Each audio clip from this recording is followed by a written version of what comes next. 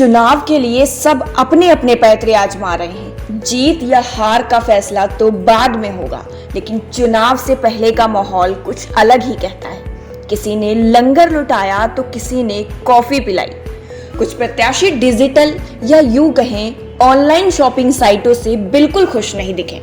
उनका मानना है कि ऑनलाइन की दुनिया की वजह से पटरी दुकानदारों का रोजगार छिन गया है। तो आइए जानते हैं कि महामंत्री पद के उम्मीदवार संजीव चंदानी ने क्या कहा। जी नमस्ते, सभी को नमस्ते। मीडिया प्रभारी, मीडिया लोग सभी को नमस्ते। मैं Sanjeev Chandani Rajajipuram E block market का बहुत पुराना व्यापारी हूं और मैं राजाजीपुरम ई ब्लॉक मार्केट से महामंत्री पद हेतु पे मेरा चुनाव निशान ताला चाबी है, वो मैं लड़ रहा हूं। और चुनाव लड़ते जीतने के बाद तुरंत हमने सभी व्यापारियों के लिए अच्छे कार्य करने हैं और सफाई की व्यवस्था, चौकीदार व्यवस्था, बिजली पानी की व्यवस्था। यदि किसी व्यापारी को साथ कोई भी आपत्ति दुर्घटना होती है तो यहाँ के व्यापारियों द्वारा उस चंदा इकट्ठा करके उसकी मदद की जाएगी और आगे कई कार्य ऐसे किए जाएंगे। इसके लिए हमने यहाँ की सूचना के लिए, जैसे कोई जीतने के बाद बैठ जाता, कोई कार्य नहीं करते तमाम व्यापारी जीतने के बाद, उसके लिए हमने एक सूचना पेटी बनाई है जिसको मैं 2 जगह अलग अलग जगह पे लगाऊंगा और प्रचार मंत्री द्वारा उसको भेज के ताला खुलवा के, चाबी दे के ताला खुलवा के, जो मेरा चुनाव निशान भी है उसमें से उनकी शिकायत पत्रिका निकाल कर उसको पढ़ा जाएगा माइक पे और सभी पदाधिकारी बैठ के उसका निवारण करेंगे। बस यही मैं कहना चाहूँगा। सर, महिलाओं की समस्याओं का तो आपने जिक्र नहीं किया, उसके बारे में क्या? शौचालय की बहुत ज़्यादा दिक्कत है, उसके बारे में बताइए। जी, महिलाओं के लिए राजाजीपुरम में एक पिंक शौचालय की व्यवस्था कराई जाएगी।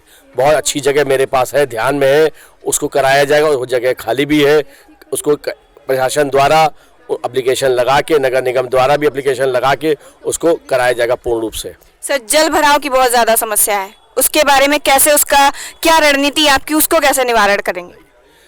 ई ब्लॉक मार्केट में शौचालय के बाहर एक चैम्बर है, 2 नंबर शौचालय के बाद मंदिर तड़िया मंडी रोड पे एक चैम्बर है जो वहाँ अक्सर पानी भर जाता है और एक नया 150 मीटर का पाइप लगाया जाएगा जो मंदिर से लेकर आगे मेन रोड दिवाकर मिष्ठान भंडार के आगे तक वहाँ चैम्बर पे आएगा, जिससे शौचालय के बगल वाला जो चैम्बर है वो 2 पार्ट में हो जाएगा और हल्का हो जाएगा। जल भराव की समस्या पूर्ण रूप से खत्म हो जाएगी।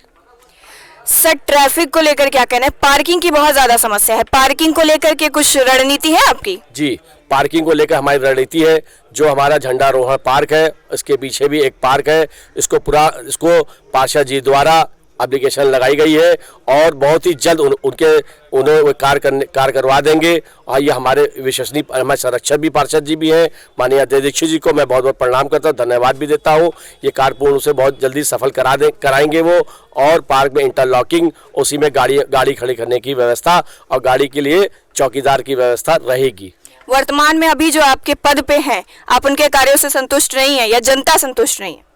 वर्तमान पे जो हमारे पद पे थे अब है नहीं वो, क्योंकि वो खंडन हो चुका है। आगामी चुनाव चल ही रहा है। मैं सभी से संतुष्ट हूँ और रहूँगा। सर, नया साल आ रहा है, उसके बारे में बताइए, हमें क्या संदेश देना है आपको?